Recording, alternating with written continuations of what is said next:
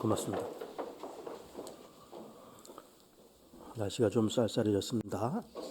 편안하게 잘 앉으셔서 제 설교를 경청하시기를 바랍니다.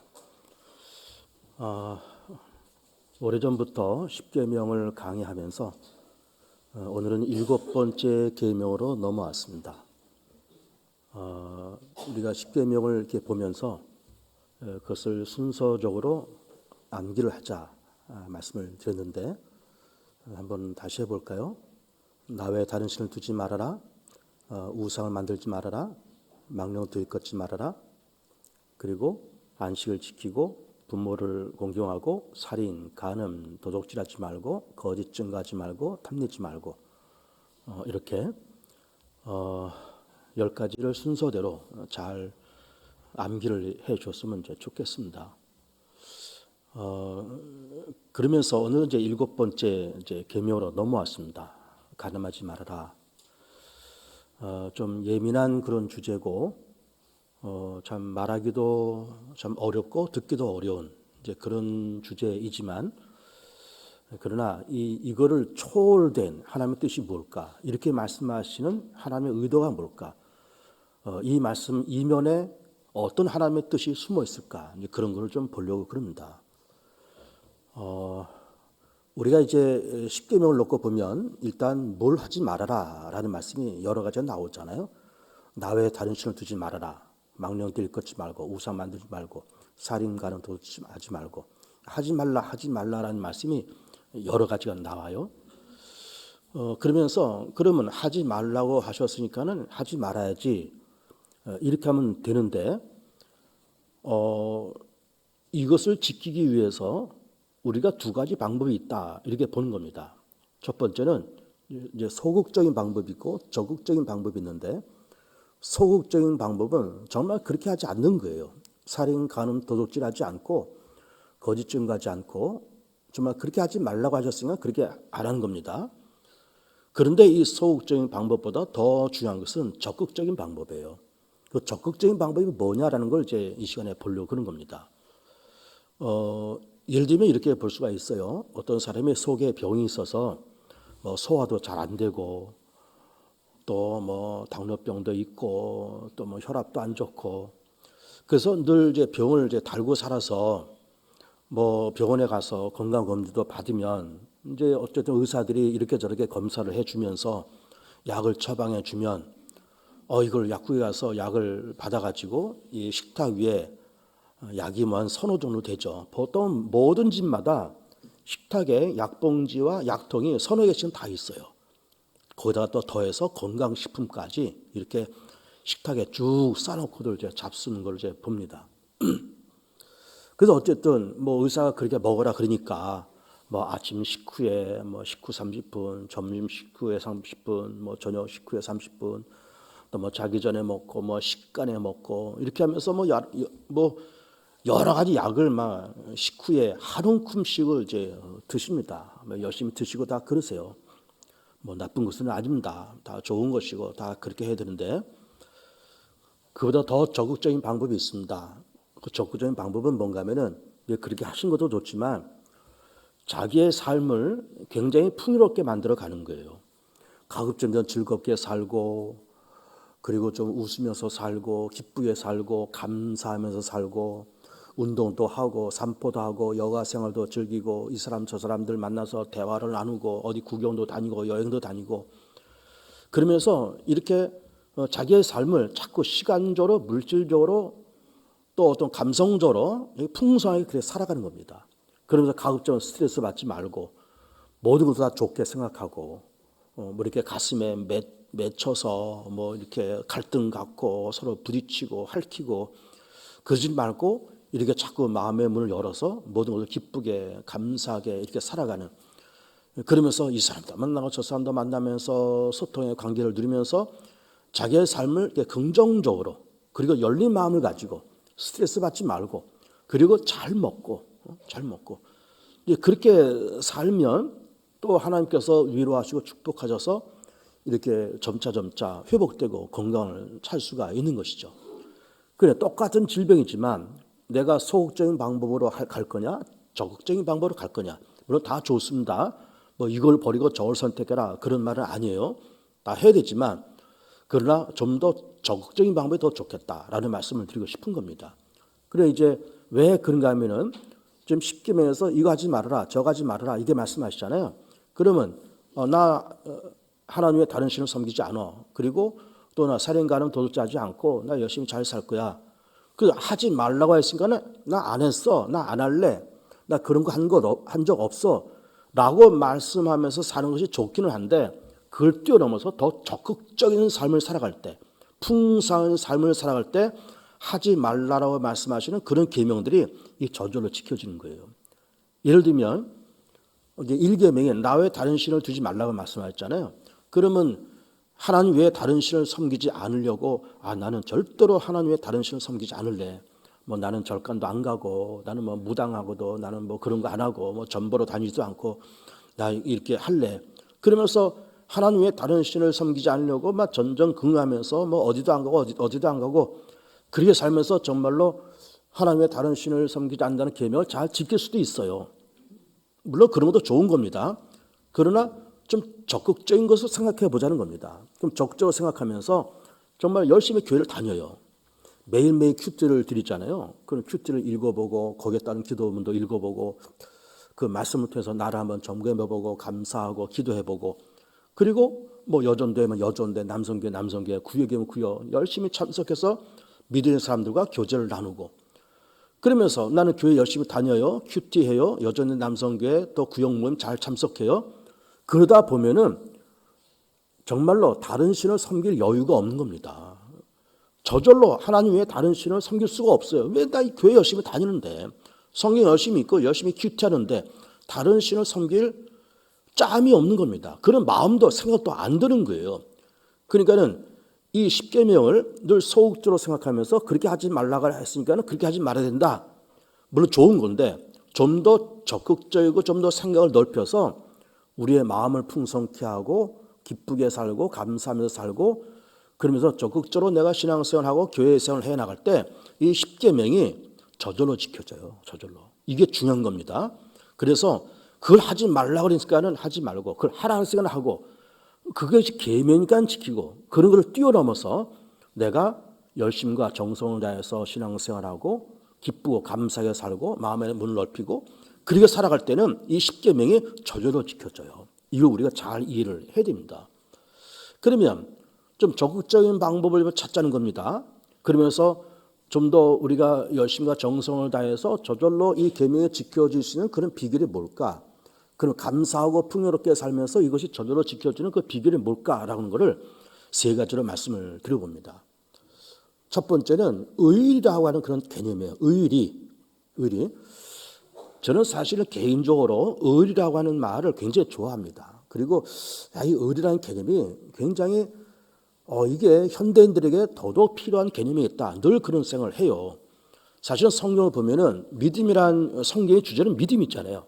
성부 하나님을 믿고 예수를 믿고 예수께서 나를 위해서 십자가를 주신 것을 내가 믿고 성령님이 나의 보혜사이심을 내가 믿고 그 믿음이 중요한 겁니다. 아브라함도 믿음으로 의롭다함을 얻었고 또 오직 의인은 믿음으로 말미암아 살리라 말씀하셨기 때문에 믿음이라는 주제가 성경에서는 굉장히 핵심적인 주제인 것이 맞아요.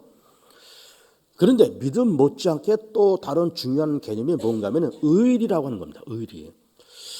물론 내가 평소에 개인적으로 의리라는 단어를 참 좋아해서 또 오늘 설교를 이렇게 준비를 하면서 의리라는 것이 참 중요한데 이 의리라는 말이 성경에 몇 번이나 나올까 하면서 이게 찾아봤어요. 그랬더니 우리가 지금 이 개역 개정판 성경을 보고 있잖아요. 이 개역 개정판 성경에서는 의리라는 단어가 딱 한 번 나오더군요. 구약 성경 스가랴서인가 거기에 딱 한 번 의리라는 말이 나와요. 근데 우리가 그 전에 봤던 개역판 성경 조금 오래된 성경 있잖아요. 개역판 성경을 거기서 의리라는 말이 몇 번 나오는가 이렇게 봤더니 5번이 나오더라고요. 그러면은 개역 성경에서는 의리란 말이 있다가 개역 개정판이 나오면서 의리란 말을 다른 말로 바꿨기 때문에 한 번밖에 안 나온다 그렇게 볼 수 있잖아요. 그래서 그러면 개역판 성경에서 의리란 말을 개역 개정에서는 무엇으로 번역을 했을까 이렇게 봤더니 그를 공의라고 그렇게 번역을 해놨더라고요. 개역판에서는 의리 그러다가 개정판 만들면서 이걸 공의 이렇게 바꿨어요. 그래서 저는 이게 어쨌든 뭐 공부 많이 한 성경학자들이 또 우리 히브리 헬라어에 능통한 그런 분들이 번역을 했으니까 뭐 좀 잘했겠나 뭐 그러게 싶기도 하지만은 저는 사실은 의리라는 말이 굉장히 좋아요. 그래서 어쨌든 개혁판 성경에 나오는 의리 또 지금 개혁 개정판에 나오는 그 의리가 굉장히 중요하다고 보는 것이고 왜 의라는 말을 하는가 하면은 지금 보세요. 우리가 지금 십계명을 보면서 뭘 하라 하지 말라는 말씀이 쭉 나오고 있잖아요. 나 외에 다른 신을 두지 말으라. 그리고 살인하지 말고 간음하지 말고 도둑질하지 말어. 하지 말라는 말씀을 그렇게 하고 있지만은 내가 정말 하나님과의 의리를 지키고 부부간의 의리를 지키고 너와 나 간의 의리를 지킬 수 있다 그러면은 이런 계명들은 우리가 저절로 지킬 수가 있어요. 그리고 동시에 하나님이 우리 가운데 믿음을 요구하시지만 그 믿음 뒤에는 의리라는 그런 개념이 깊숙이 들어가 있음을 늘 봅니다. 늘 그걸 봐요. 예를 들면 이런 겁니다. 이스라엘 민족이 출애굽을 했을 때 그것이 주전 1400년경이에요. 그 400년 동안 그 이집트에서 종살이 하다가 모세의 인도를 따라서 출애굽을 하잖아요. 그게 주전 1400년이고 지금으로부터 한다 그러면 3400년 전 사건이 출애굽의 사건인 겁니다. 그런데 그렇게 출애굽을 할 때 출애굽하기 직전에 이집트에 열정이 내려오잖아요. 피로부터 시작해서 마지막에 장자 죽은 재앙까지 열정이 내려옵니다. 그런데 히브리 백성들은 그 열정을 하나도 만나지 않습니다. 다 무사히 다 극복하고 그리고 홍해도 갈라지고 그리고 무사히 그 광야로 들어가고 거기서 하나님께서 만나도 주시고 메추라기도 주시고 반석을 열어서 물도 주시고 그리고 낮에는 구름기둥 밤에는 불기둥을 주시면서 그렇게 40년 동안 그들 인도에 나가세요. 그리고 요단강 건너서 가나안 땅에 무사히 도착하게 그렇게 만들어 가십니다. 그렇게 해나가시면서 하나님께서 그 광야 40년 생활 속에서 하나님이 시내산에서 모세를 통해서 주신 말씀이 십계명이잖아요. 그리고 그것이 율법이잖아요. 그럼 하나님께서 모세를 통해서 왜 이 십계명을 그렇게 주셨을까? 왜 나 외에 다른 신을 두지 말라고 말씀하셨을까?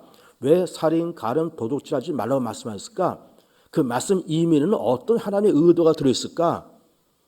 물론 믿음이라고 하는 것이 신구약 성경의 중심적인 개념인 것이 맞지만 이 십계명 가운데 특별히 나 외에 다른 신을 두지 말아라. 그리고 살인, 가련, 도둑질하지 말라 하는 말씀 속에 그 이면에 깊이 숨어있는 하나님의 의도는 바로 의리입니다. 의리. 자, 내가 너희를 이집트에서 종살이하던 너희를 내가 인도에 냈지 않냐. 그리고 광야에서 40년 동안 먹을 것 없고 마실 것 없을 때 내가 만나 메추라기 다 주고 불기둥 구름기둥 인도에 나가고 그러면서 이렇게 내가 너희들을 좀 내 눈에도 너도 아프지 않을 만큼 너희를 사랑하면서 나는 너희 하나님이 되고 너희들은 내 백성이 되리라. 그 내가 얘기했고 그러니 너희와 나와 너 간에 의리를 지키자. 이게 십계명인 겁니다. 의리를 지키자. 내가 너희를 그렇게 사랑했지 않냐. 내 눈에 너도 아프지 않을 만큼. 그리고 10가지 재앙이 다 내렸을 때 너도 그 하나라도 만났냐? 안 만났지 않냐. 또 홍해를 건널 때 어떻게 건넜어? 너희들 많은 땅처럼 건넜지 않냐. 그리고 너희들이 먹고 싶을 때 만나, 메추라기, 불기둥, 구름기둥 다 줬지 않냐. 그러니 내가 그렇게 했으니 너희들과 나 사이에 의리를 지키자. 내가 하나님 될 테니까 너희는 내 백성은 돼. 내가 너희들 어버이 될 테니까 너희는 내 자녀들이 다 돼. 그리고 너희들이 나를 신실하게 섬기면 나는 너희들의 아버지가 되고 너희들의 주님이 되어서 너희들이 요구하는 건 내가 다 줄 것이고 가나안 땅에 들어가서 파지 아니한 우물, 세우지 않은 성읍, 심지 않은 포도나무, 무화과를 내가 다 줄 테니 뭘 지켜달라? 의리를 지켜달라 이렇게 말씀하신 겁니다. 의리를. 보세요. 우선 우리가 지금 7계명을 지금 보고 있지만 1계명을 딱 놓고 보세요. 나 외에 다른 신을 두지 말아라. 이게 뭐예요? 너하고 나하고 의리를 지키자 그 말 아니에요? 내가 하나님 될 테니까 너희도 내 백성은 돼. 내가 너희들 어버이 될 테니까 너희도 내 자식이 되라. 응? 그러면 너희들이 나한테 너희들은 내 자식이고 내 백성이니 자식과 백성이 요구하는 그 기도를 어떤 어버이가 마다할 것이며 응? 그 자식이 무엇인가 요구하고 그럴 때 그걸 거절할 부모가 어디 있느냐. 그러니 너희들은 내 백성은 되어서 내가 너희들의 어버이가 되어서 가나안 땅으로 잘 인도해 나갈 것이고 너희가 필요한 것을 채우고 이스라엘 것을 다 있게 할 테니까 뭘 지켜달라? 너와 나 간에 의를 지키자는 겁니다. 의를. 그런데 이 의리를 누가 깼을까요? 결국 이 의리가 깨집니다. 참 불행하게도 이 의리가 깨져요. 누가 깼을까요? 하나님이 깰까요? 아니에요. 히브리 백성이 깹니다. 가나안 땅에 도착해요. 눈에 뭐가 보입니까? 많은 우상 덩어리가 보입니다. 그러면서 순식간에 의리를 깨버리고 하나님과의 관계를 의존합니다. 그리고 하나님과 등을 돌리고 우상을 쫓아다니고 그런 짓들을 해요. 그러다가 나라가 분열되고 북왕조가 멸망당하고 남왕조가 멸망당하고 지금도 저렇게 전쟁 속에 있고 다 이게 왜 그래요? 의리를 깼기 때문에 그래요. 의리를. 누가 깨요? 히브리 백성이 깼다니까요. 사실은 하나님은 갑이고 히브리 백성도 그렇고 우리도 그렇고 의리입니다. 우리는 의리인데 하나님은 절대적인 갑이잖아요. 하나님이 다듬으면 열 자가 어디 있겠습니까? 하나님이 심으면 뽑을 자가 어디 있겠어요? 하나님은 절대적인 갑이고 우리는 절대적인 의리인데 의는 항상 약자잖아요. 갑은 기득권자고 강자고 의는 항상 약자입니다. 그 우리가 이제 갑을 관계를 얘기할 때 늘 뭐 갑질 그런 얘기를 하잖아요. 그런데 하나님은 갑이면서도 절대로 갑질을 하지 않습니다. 절대로 갑질하지 않으세요. 그리고 오히려 우리는 연약한 자고 우리는 절대적으로 불리한 조건에 있는 것이 우리인데 그것이 을의 위치에 있는 우리가 을의 위치에 있는 히브리 백성들이 뭘 한다고요? 을질을 한다니까. 을질. 여러분 갑질한 말은 흔히 들어봤지만 을질한 말을 잘 못 들어보셨죠? 을질을 한다니까. 을질을.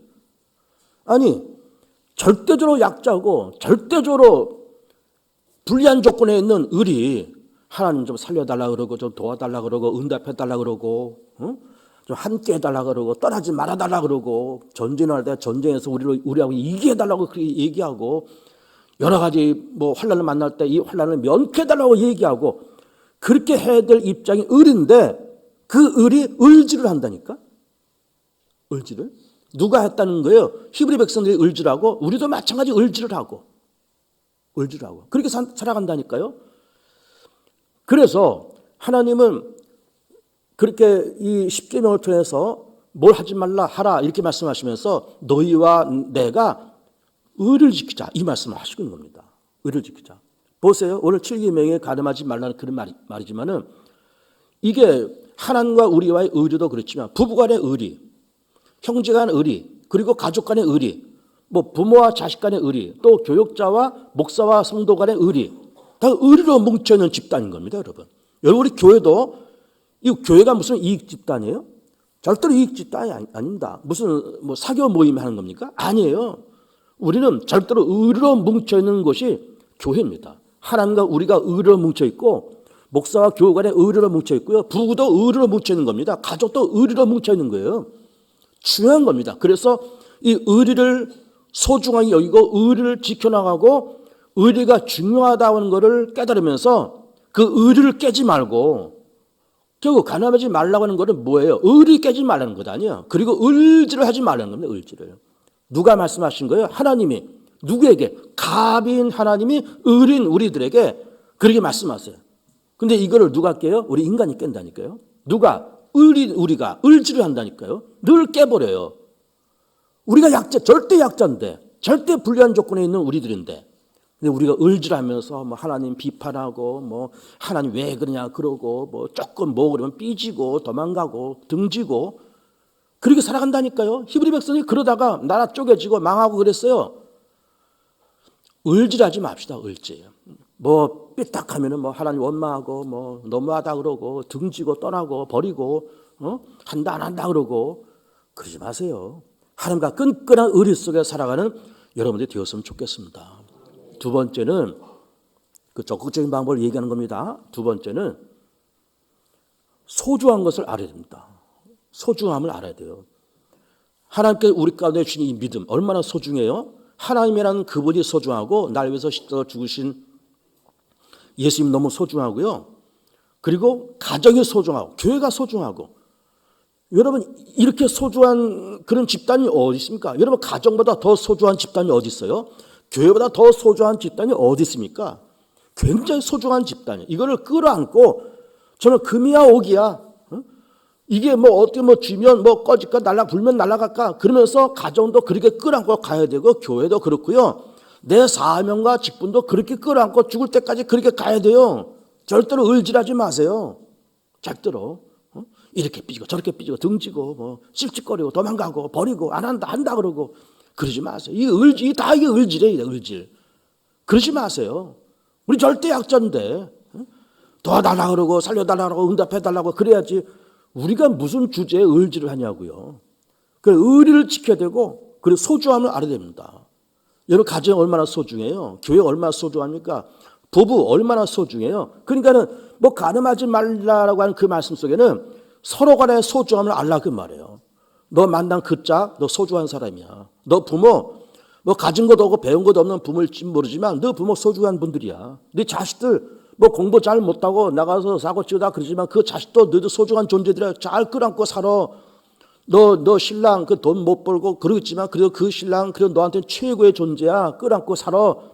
네 섹시 뭐 이렇게 이쁘지도 않고 뭐 많이 배운 것도 없겠지만 그래도 내가 너한테 맺어진 짝이니까 소중하게 여기면서 살아. 이 이야기입니다. 그러면서 의리를 지키면서 그 살아가는 의리를 지키면서 이 소중함을 우리가 알아야 된다. 소중함을 모르니까 딴짓을 하는 거예요. 소중함을 모르니까 이상한 짓들을 하는 겁니다. 소중함을 모르니까. 여러분 복음서에 보면 거룩한 것을 개에게 던지지 말라는 겁니다. 그리고 진주를 돼지에게 주지 말라는 거예요. 여러분 보세요. 개하고 거룩한 것 이게 어울려요? 어울리지 않습니다. 돼지와 진주가 어울려요? 어울리지 않습니다. 그런데 어울리지 않는 것도 문제지만 그것들은 거룩한 것을 소중한 줄 몰라요. 돼지는 진주의 소중함을 절대로 모릅니다. 예를 들면 정말 돼지한테 진주를 던져줬다 쳐보세요. 진주 목걸이 그 흰 거 허연 거 있잖아요. 꽤 비싸잖아요. 이 비싼 진주 목걸이를 그 돼지한테 던져줘봤다 쳐보세요. 그러면 걔가 아마 이 진주가 귀에서 이걸 뭐 이게 닦아서 자기 목에다 걸고 뭐 그러고 다닐 것 같아요. 천만에요. 그 지가 싼 똥에다가 이걸 비벼가지고 질겅질겅 밟고 다니고 그럴 거예요. 개도 마찬가지고. 왜 그럴까요? 개도 그렇고 돼지도 그렇고 거룩한 것이 소중한 줄 모르고 진주가 소중한 줄 몰라요. 그래서 그렇게 하는 겁니다. 우리는 개가 아닙니다. 우리는 돼지가 아니에요. 그래서 소중한 것을 소중하게 볼 줄 알고 귀한 것을 귀하게 볼 줄 알아야 돼요. 그래서 소중하고 귀한 것이 뭐냐? 이 가정입니다. 그 교회예요. 내 사명이에요. 내게 주신 하나님의 사명인 겁니다. 이게 소중한 줄 알고 이걸 끌어안고 전전긍하면서 그렇게 살아가야 돼요. 여러분 하나님과 의리도 지키세요. 예수님과도 의리를 지키세요. 어떤 목사님이 그런 예를 들더군요. 참 그 얘기 들으면 나는 참 그 말 맞다고 제가 생각했어요. 그 목사님 무슨 말 하는가 하면은 자 우리가 은행에서 1,000만 원을 빌렸다. 얼마를 갚아야 되냐? 1,000만 원 빌렸으면 1,000만 원 갚아야 되죠. 그 1억을 빌렸다. 얼마나 갚아야 되냐? 1억 갚아야 되죠. 물론 이자도 갚아야 되겠지만. 그리고 1,000만 원 빌렸으면 1,000만 원 갚아야 되고 1억 빌렸으면 1억을 갚아야 되는데 그런 논리로 말한다 그러면은 예수님이 날 위해서 죽어 주셨으면 난 또 뭘 해야 되는 거예요? 나도 주님을 위해서 죽어 드리는 것이 마땅한 거예요. 맞습니까, 여러분?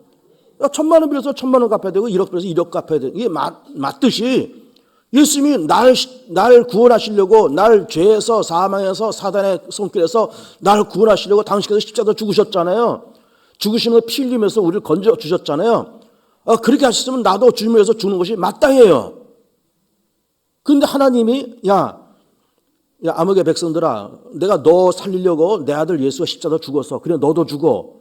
그게 맞는 논리 아니냐? 말씀하신 것 같은데 한 번도 그런 말씀하신 적이 없습니다. 하나님이 그렇게 무지막지하게 우리 가운데 요구하신 분이 아니에요. 하나님은 갑질하지 않으신다니까요. 하나님은 절대갑이지만 그 갑질을 절대로 안 하세요. 우리 좀 못나도 참으시고 어리석어도 기다리시고 우리가 부족해도 모든 걸 인내해 가시고 그렇게 해 가세요.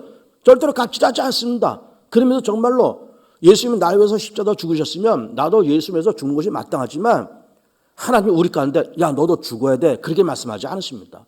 말씀하지 않으시지만 우린 그래도 양심 있고 이성 있는 사람이기 때문에 예수님이 나를 위해서 죽으셨으니까 내가 정말 죽지는 못할 망정 정말 예수는 정말 진짜로 믿자. 교회 진짜로 다니자. 그리고 내게 맡기신 모든 직분을 좀 진짜로 봉사하자. 그런 생각이 있는 게 이게 정상 아닙니까?